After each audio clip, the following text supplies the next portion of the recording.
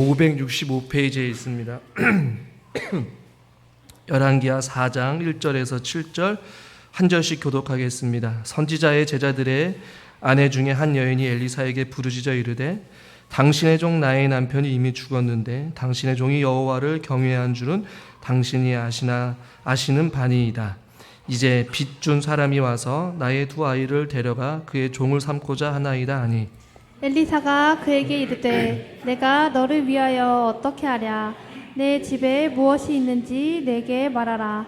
그가 이르되 계집종의 집에 기름 한 그릇 외에는 아무것도 없나이다 하니 이르되 너는 밖에 나가서 모든 이웃에게 그릇을 빌리라. 빈 그릇을 빌리되 조금 빌리지 말고 너는 내 두 아들과 함께 들어가서 문을 닫고 그 모든 그릇에 기름을 부어서 차는 대로 옮겨 놓으라 하니라. 여인이 물러가서 그의 두 아들과 함께 문을 닫은 후에 그들은 그릇을 그에게로 가져오고 그는 부었더니 그릇에 다 찬지라. 여인이 아들에게 이르되 또 그릇을 내게로 가져오라 하니 아들이 이르되 다른 그릇이 없나이다 하니 기름이 곧 그쳤더라. 같이 읽죠. 그 여인이 하나님의 사람에게 나아가서 말하니 그가 이르되 너는 가서 기름을 팔아 빚을 갚고 남은 것으로 너와 내 두 아들이 생활하라 하였더라. 아멘. 주일 예배 나오신 여러분들을 환영하고 축복합니다. 현준이랑 저랑 같이 생각한 건 아니지만 오늘 현준이의 찬양 가운데 가사의 마지막에 순종의 기쁨을 누려라 라는 내용이 있잖아요. 오늘 본문도 어떻게 보면 제 설교의 결론이기도 합니다. 오늘 설교에 한 명의 여인이 나옵니다. 이 여인은 이름이 기록되어 있지 않은 여인이에요. 그런데 성경에 기록된 것이 우리에게 굉장히 도전을 주죠. 한 이 여인이 엘리사를 찾아가 부르짖습니다. 오늘 본문에 말씀하고 있죠. 선지자들의 제자 중에 한 여인이에요. 이름도 기록되어 있지 않습니다. 어떠한 삶을 살았는지도 모릅니다. 그러나 이 여인이 무슨 일인지는 몰라도 엘리사에게 찾아가 부르짖죠. 그리고 그의 상황을 이야기합니다. 당신의 종 나의 남편이 죽었습니다. 그리고 죽은 남편 때문에 그 남편이 지고 간 빚으로 인하여서 두 아들이 종으로 끌려가게 되었습니다 라고 이야기를 하면서 엘리사에게 부르짖고 있는 장면이 오늘 1절과 2절 사이에서 나오고 있죠. 저는 여기서 굉장히 중요한 몇 가지 사실을 발견하게 됩니다. 시간 관계상 자세하게 말씀드리지는 못하지만 먼저는 무엇이냐면 여인이 문제 앞에 남편의 죽음과 남편이 진 부채로 인하여서 자기 두 아들을 잃게 되는 종으로 끌려가게 될 수밖에 없는 문제와 어려움 앞에서 이 여인이 먼저 한 행동은 바로 하나님의 사람 엘리사에게 나아갔다라는 것이죠. 저와 여러분들도 문제를 만났을 때에 무엇보다도 우리가 찾아가야 될 것은 바로 우리 하나님이신 줄을 믿으시길 바랍니다. 하나님께 찾아가야 되는 것이. 그리고 이 여인의 고백 중에 당신의 종 나의 남편이 이미 죽었다라고 말하면서 또 여인이 자기 죽은 남편을 향해 표현하고 있는 것이 있습니다. 그것은 무엇이냐면 여호와를 경외하는 줄을 당신이 알지 않습니까? 내 남편은 살아생전에 당신의 종이었지만 살아생전에 그의 삶을 한마디로 요약하면 여호와를 경외하는 삶을 살아갔다라고 말씀하고 있어요. 우리가 죽음 이후에 혹은 가족들이 평가하기를 우리 엄마는, 우리 할아버지는, 우리 아버지는, 내 남편은, 내 아내는 정말로 믿음 생활을 잘하면서 하나님을 경외하는 삶을 살아갔구나. 이러한 칭찬을 받을 수 있기를 주님의 이름으로 축원합니다. 축원합니다. 이 가장 가까운 가족들한테 이런 인정을 받는다는 것은 결코 쉬운 일이 아니에요. 여기서 저는 굉장히 의문 하나를 갖습니다. 하나님을 경외하는 사람이 하나님을 섬기면서 살았어요. 근데 이왕이면 그 사람이 죽고 나서의 남아있는 가족들의 삶이 이왕이면 좀 형통한 삶을 살았으면 좋겠는데 오늘 본문에서는 그것을 의도적으로 기록하고 있어요. 그냥 한 사람이 죽었으면 괜찮은데 그 죽은 사람이 하나님을 경외하는 사람이었어요. 그런데 하나님을 경외는 했지만 남아있는 것은 뭐예요? 축복입니까? 남아있는 어떤 재산이에요? 유산을 물렸습니까? 무엇을 남겨놓았습니까? 부채, 빚을 남겨놓았어요. 여러분, 이것이 여러분들에게 어떻게 받아들여는지 모르겠지만 저에게는 굉장히 실망스러운 모습이에요. 굉장히 의문스러운 모습입니다. 왜 그럴까요? 하나님을 신실하게 섬겼던, 하나님을 경외했다면 그의 삶 가운데 좀 은혜가 있어야 되고 기쁨이 있어야 되는데 그렇지 못했다라는 것이죠. 지금 두 명의 아들들은 빚을 못 갚아서 노예로 끌려가게 됐단 말이에요. 이 과부인 여인은, 과부란 이 당시의 과부는요, 굉장히 멸시와 천대를 받는, 무시당하는 그런 시대였단 말이에요. 그러니 이 여인의 인생은 어떻게 보면 굉장히 비참한 인생을 살아갈 수밖에 없는 것이.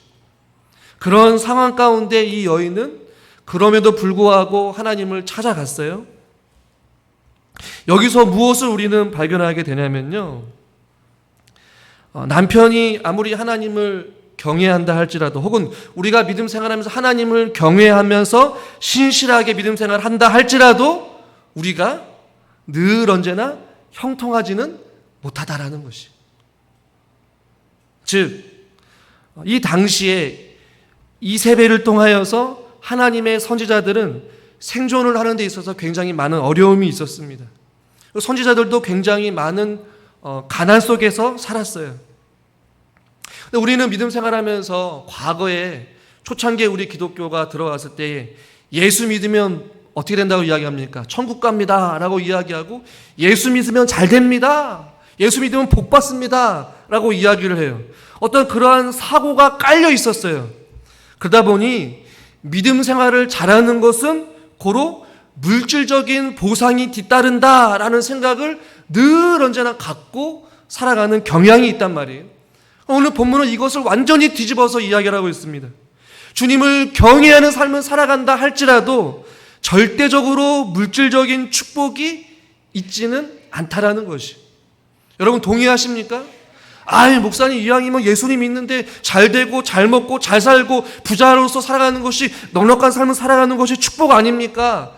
라고 반론을 제기할 수 있어요.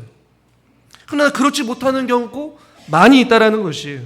초대교회 사도들은 대부분이 가난한 삶을 살았어요. 왜냐하면 그 당시에 기독적인 핍박과 박해가 있었기 때문에 그렇습니다. 또한 반대로 경제적으로 좀 부유하다라고 해도 믿음 생활을 못하는 것도 아니에요. 즉 무엇이냐면 주님을 신실하게 믿는 그 믿음 생활과 어떠한 부의 가치는 같이 따라갈 수 없다는 것이, 절대적일 수 없다는 것이죠. 그래서 한번 따라해 보겠습니다. 부는 축복의 일부다. 네. 그러니까 하나님께서 우리에게 주신 축복을 무조건 물질의 축복으로만 제한해서는 안 된다는 것이. 오늘 본문은 그것을 우리에게 조금 말하고 있는 것 같습니다. 부는 하나님께서 우리에게 주시는 수많은 은혜 가운데 극히 일부라는 것이.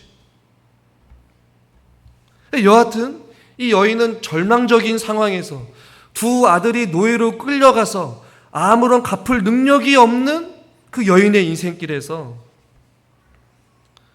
하나님의 사람 엘리사에게 달려갔다라는 것이. 그리고 그에게 이야기하는 것이죠. 도움을 요청하는 것이. 그러자 엘리사가 2절에 이렇게 이야기합니다. 내가 나를 위하여 어떻게 하랴? 내 집에 무엇이 있는지 내게 한번 말해봐라 라고 이야기를 해요. 그러자 여인이 뭐라고 말합니까? 이르되 계집종의 집에 기름 한 그릇 외에는 아무것도 없나이다, 이렇게 말씀하고 있어요.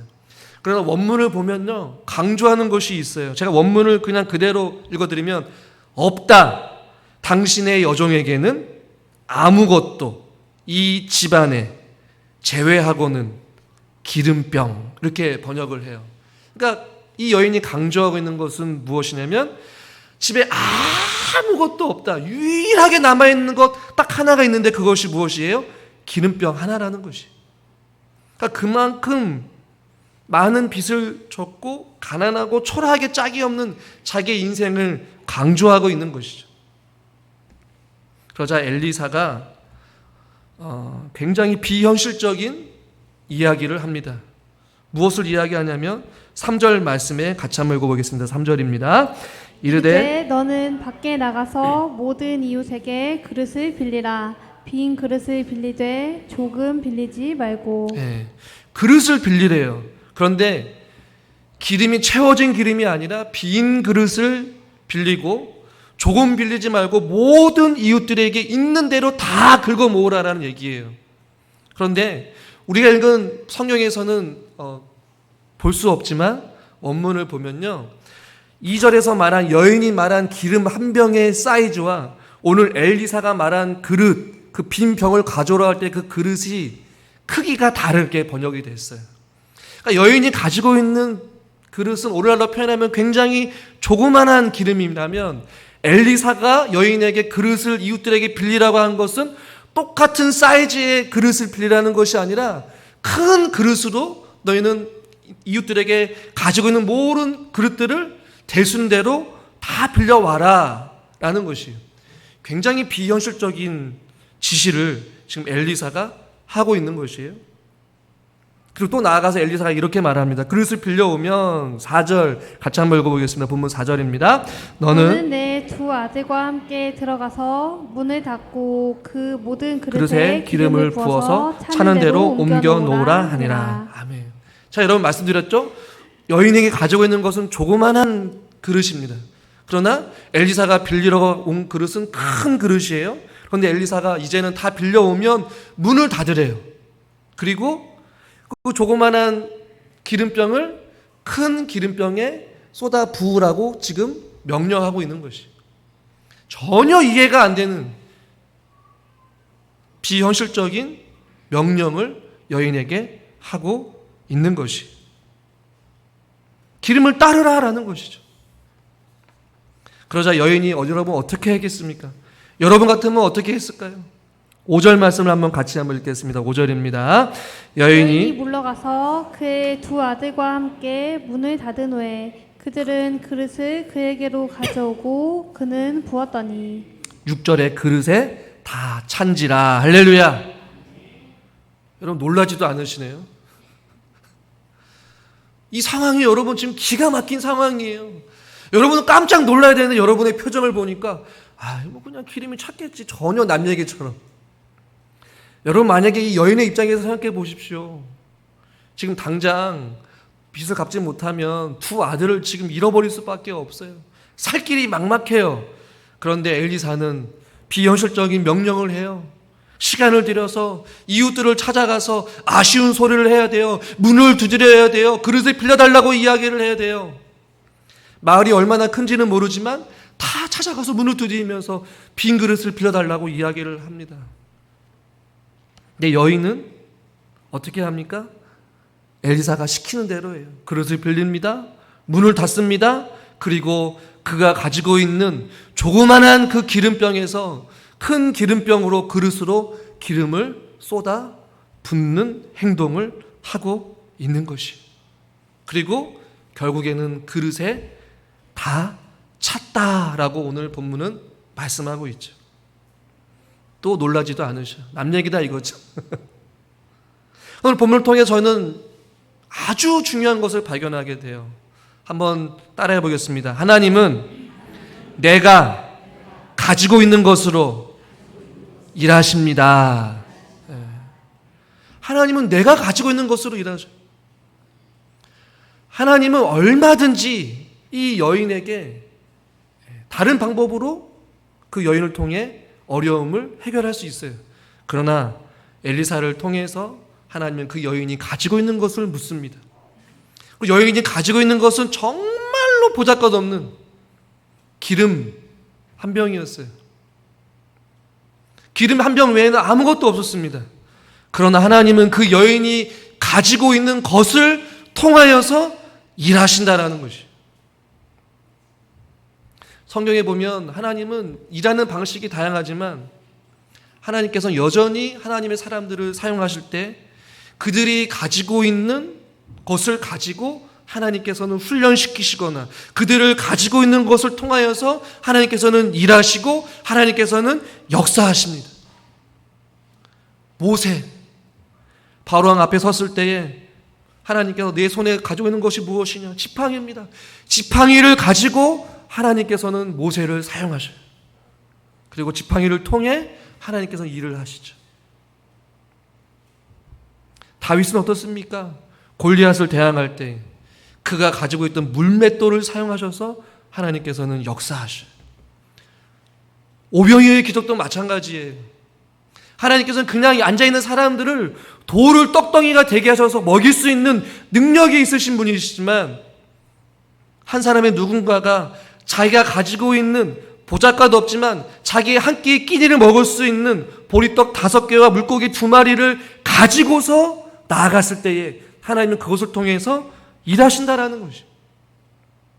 지금도 하나님은 저와 여러분들이 가지고 있는 그 무엇을 가지고 우리가 하나님 앞에 나아갈 때에 순종할 때에 하나님은 그것을 통해 일하신 줄 믿으시길 바랍니다.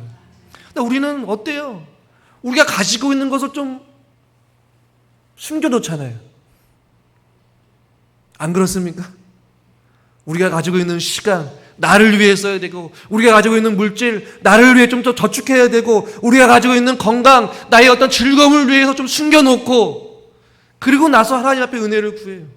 하나님은 아니에요. 우리가 가지고 있는 보잘것없고 연약하고 또 소중한 그 시간과 그 마음과 심지어 그 물질과 그 건강까지도 하나님께서는 우리가 드리기를 원하시는 거예요.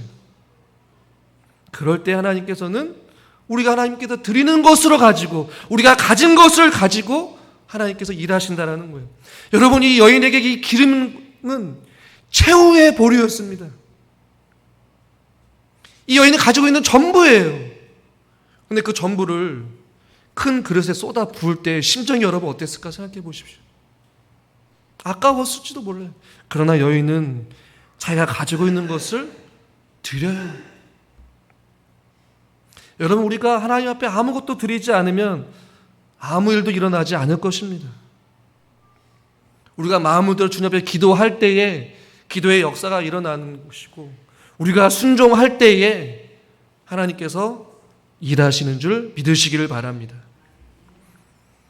이 사건을 통해서 두 번째는 한번 따라하겠습니다. 하나님은 순종을 통해 역사하십니다.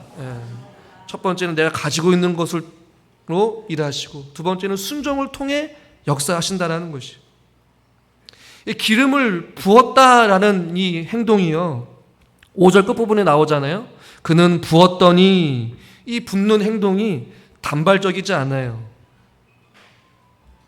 계속해서 붓고 있어요. 분사로 되어 있어요, 시제가. 그러니까 멈추지 않고 계속 기름을 부었다라는 것이에요. 여러분, 이 여인은요, 비현실적이고 이해가 안 되는 엘리사의 말에 순종했음을 보고 있습니다.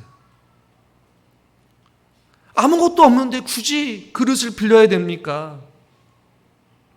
그리고 굳이 문을 닫고 왜 그것을 굳이 번거롭게 부어야 됩니까? 내가 가지고 있는 기름병은 작은데 그냥 바로 옆에 있는 이웃에게 가서 그냥 그릇 하나만 빌려오면 되지 않습니까? 따질 수 있어요. 이해가 안 돼요. 동의가 안 돼요. 그러나 여인은 순종합니다. 한 사람 찾아가서 문을 두드려요. 사정을 이야기하고 나에게 좀 빈 그릇을 빌려주십시오. 빈 그릇을 빌려주십시오. 빈 그릇을 빌려주십시오. 순종하는 것이죠. 여러분, 하나님의 말씀은요, 우리가 동의하든 동의하지 않든, 우리가 생각으로 이해가 되든 이해가 되지 않든 하나님의 말씀은 좌우되지 않습니다. 하나님의 말씀은 말씀대로 역사하시는 것이에요. 자신의 최후의 그 기름병을 다른 그릇에 부었을 때 여인의 심정을 여러분 한번 상상해 보십시오. 그러나 그는 의심하지 아니하고 붓습니다.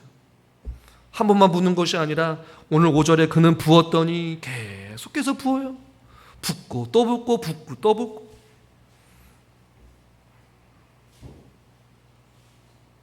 여러분, 이 여인은요, 눈앞에 있는 현실과 하나님의 말씀 사이에 갭이 있어요.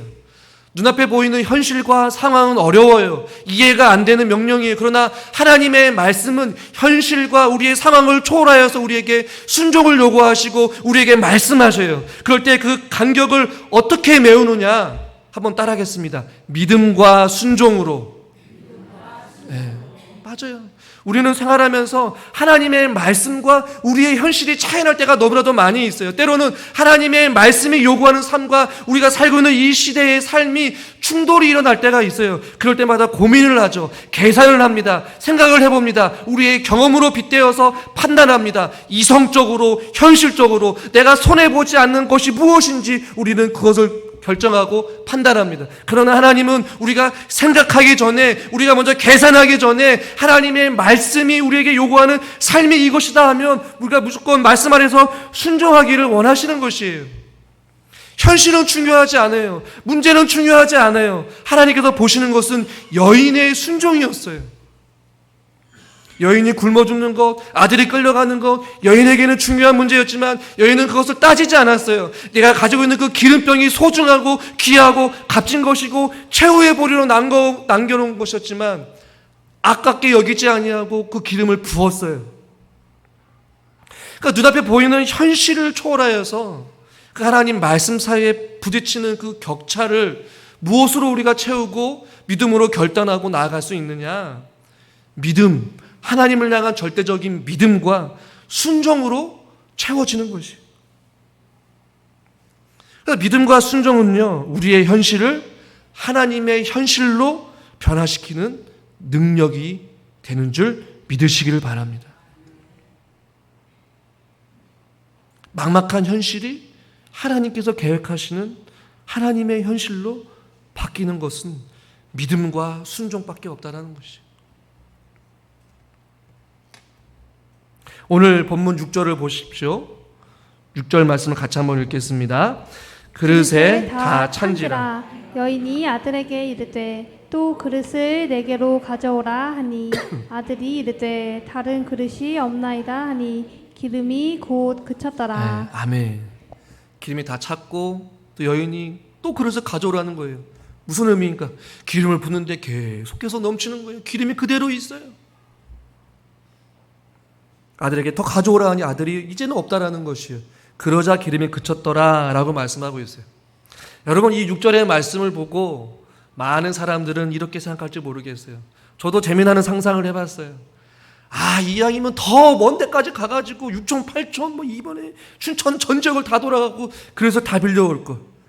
그래서 그 기름을 가득 채워야 직성이 풀리는데 너무나도 아깝잖아요. 기름을 계속 부었는데 담을 그릇이 없대요. 여러분, 그런 생각이 안 듭니까? 저는 들었어요. 이왕이면 좀 더 많이 그릇을 좀 빌려올 걸.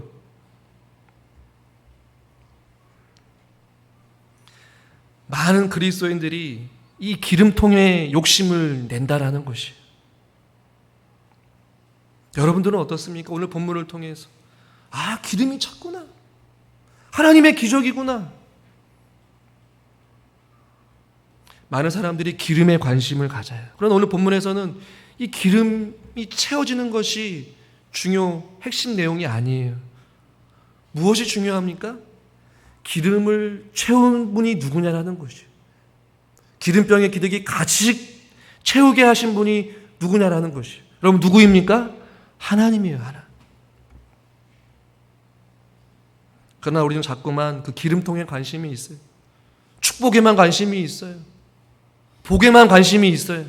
복을 주시는 분이 누구이시고 우리에게 기도에 응답하시는 분이 누구인지 관심이 있어야 되는데 우리는 기도 응답받기만을 원하고 복받기를 원하고 자녀가 잘 되기만을 원하고 건강하기만을 원해요. 그럼 우리가 정말로 관심을 가져야 될 것은 무엇이냐?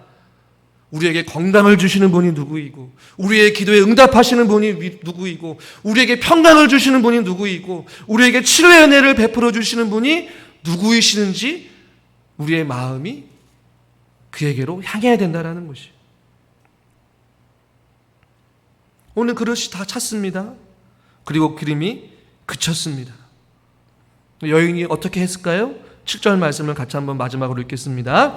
그 여인이 하나님의 사람에게 나아가서 말하니 그가 이르되 너는 가서 기름을 팔아 빚을 갚고 남은 것으로 너와 내 두 아들이 생활하라 하였더라. 아멘.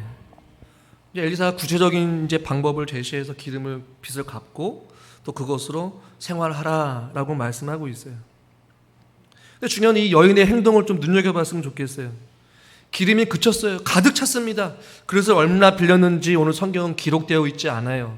그것은 중요하지 않기 때문에 그렇습니다. 그러나 우리는 상상을 해볼 수가 있죠. 그릇을 많이 빌렸을 거예요. 그리고 방 안에 기름으로 가득 찼을 것입니다. 여인은 기뻤을 거예요. 근데 여인이 가장 먼저 한 행동은 그렇게 기름을 채우라고 명령했던 하나님의 사람에게 먼저 나아가요.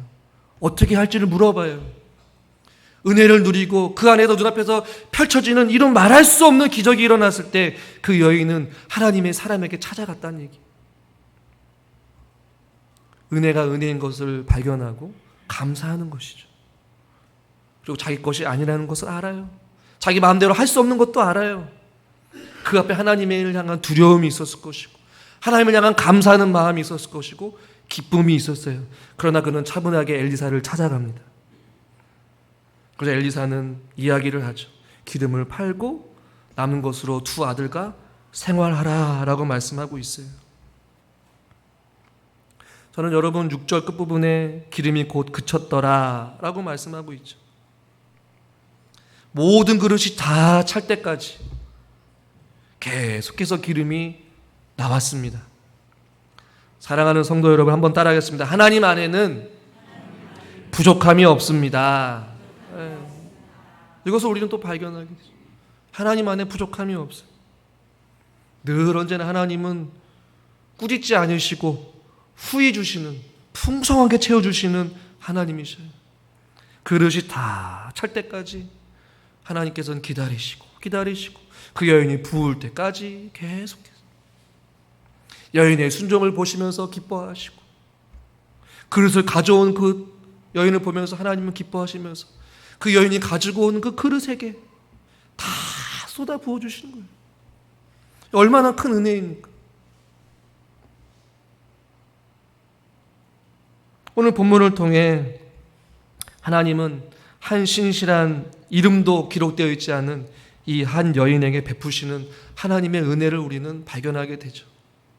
하나님을 경외했던 한 사람의 아내로 살아갔던 그 여인의 인생, 보잘것없는 인생이고 성경에 이름도 기록되어 있지 않은 그런 인생이다 할지 몰라도 하나님께서는 그런 상황 속에서도 하나님 앞에 나아가 하나님의 도우심을 구하고 비현실적인 문제와 또 명령 앞에서도 군소리 없이 믿음으로 순종하며 자기가 가지고 있는 것을 내어드렸을 때에 하나님께서는 그 여인의 삶을 돌봐 주시고 책임져 주셨다라는 것이.